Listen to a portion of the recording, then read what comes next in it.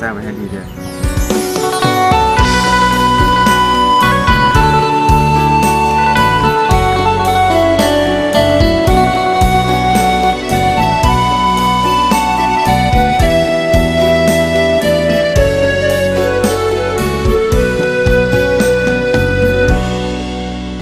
สัญญาก็เพียงสัญญาปากเปล่าอายเว้าแต่บ่เฮ็ดจักเทื่อเมื่อไอ้ฟังคำหวานจนเบื่อน้องบ่เชื่อว่าอายหักน้องจริงว่าสิมาขอตั้งแต่เดือนห้าน้องคอยท่าอายตั้งแต่ปีก่อนว่าอยากได้น้องเป็นคู่ห้อมนอนมาอ่อนซ้อนได้คำเบาคำว่า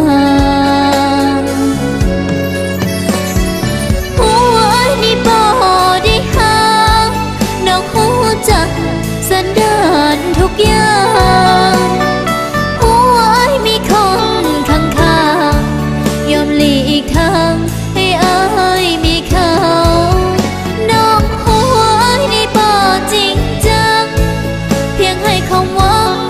ฮักซื่อๆได้สมที่อยากให้ก็จะไปเด้อ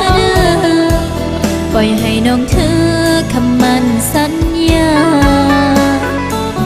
ว่าฮักแต่อายผู้เดียว